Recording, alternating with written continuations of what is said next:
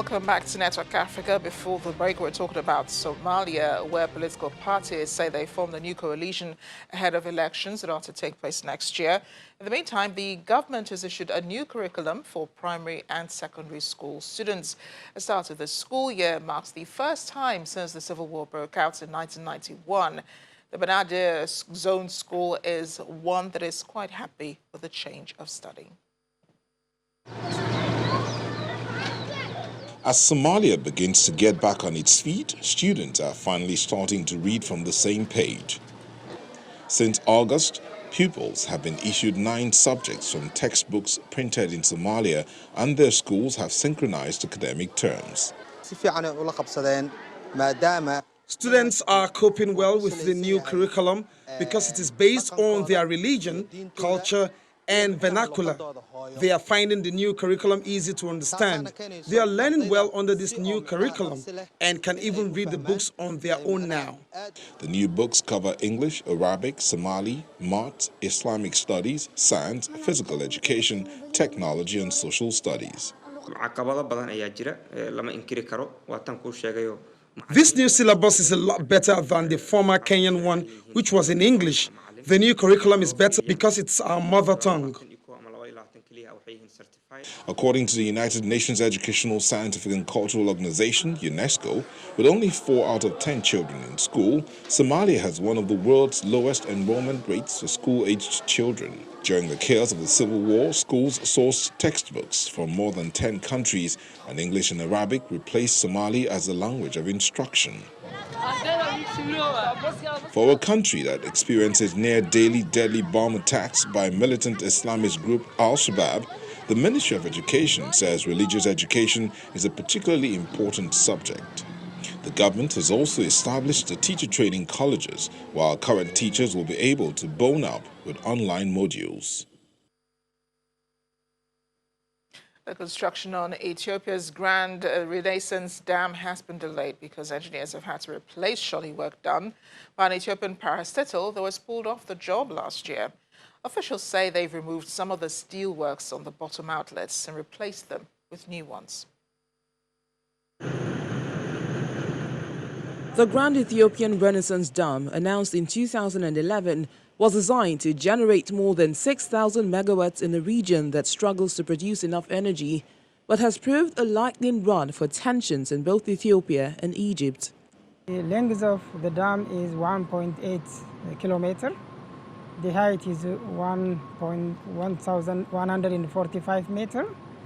The quantity of RCC, roller compacted concrete, expected to fill to completion of the project is 10.2 million cubic meters. Of this, up to now, more than 8 million RCC has been already placed. So the overall completion of the main dam by now is more than 80.41%. Officials say they've removed some of the steelworks on the bottom outlets and replaced them with new ones, and also readjusted and repaired some of the steel structure works. Controversy in Ethiopia has focused on METEC's involvement in the project to dam the Nile, but Egypt sees the effort as a threat, since the river supplies nearly 90% of its fresh water for drinking, farming and industry.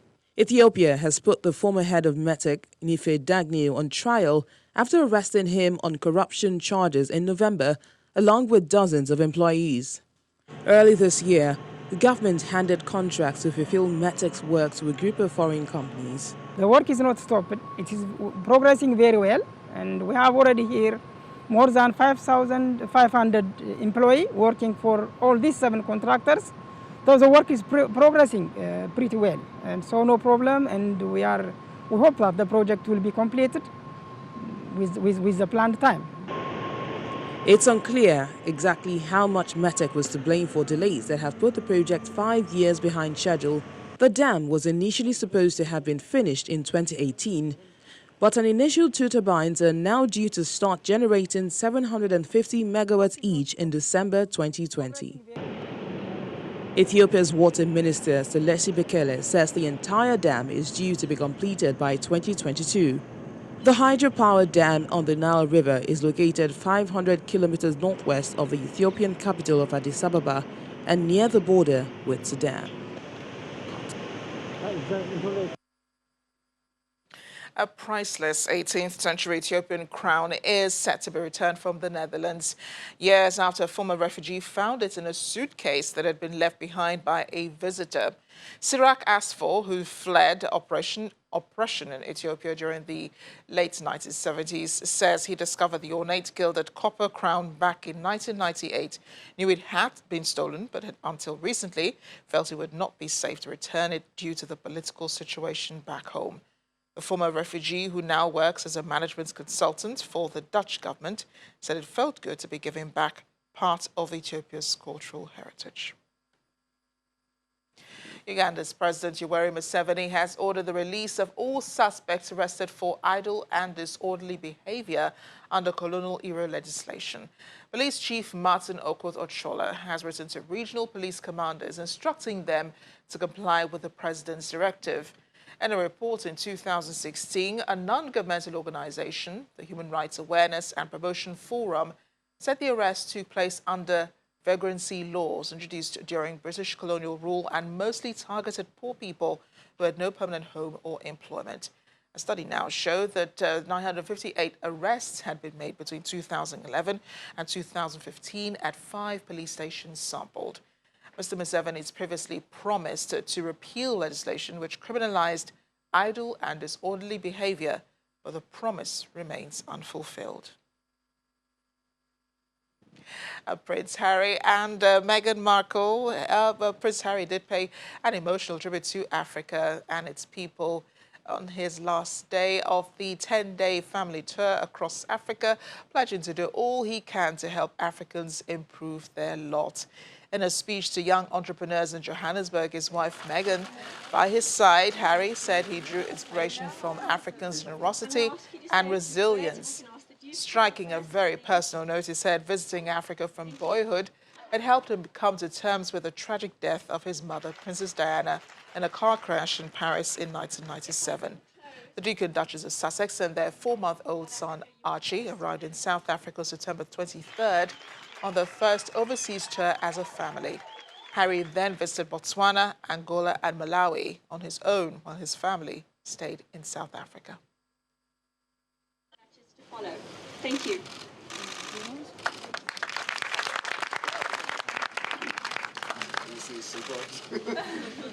Thank you very much, Tash, for welcoming us to this extraordinary place. I've got to be honest, it's a bit of a whirlwind to cover 5 countries in 9 days, but what a place and what a community to finish on here in Tembisa. There is no doubt in my mind that you here at the Yes Hub are the future leaders and pillars of your communities. Yes. For many, you already are. You are the change makers.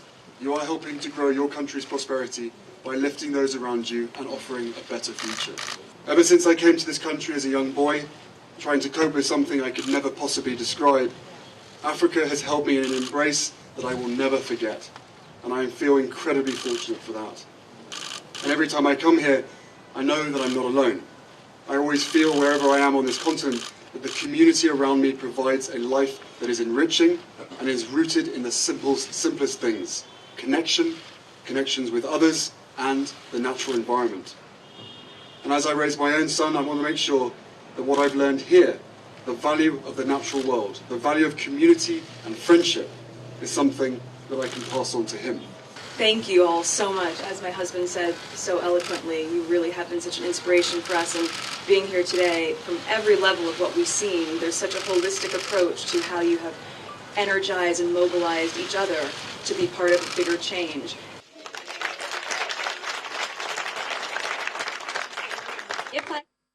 I'm sure they're on their way back to the UK. Thanks for watching Network Africa. I am Amarachi Ubani.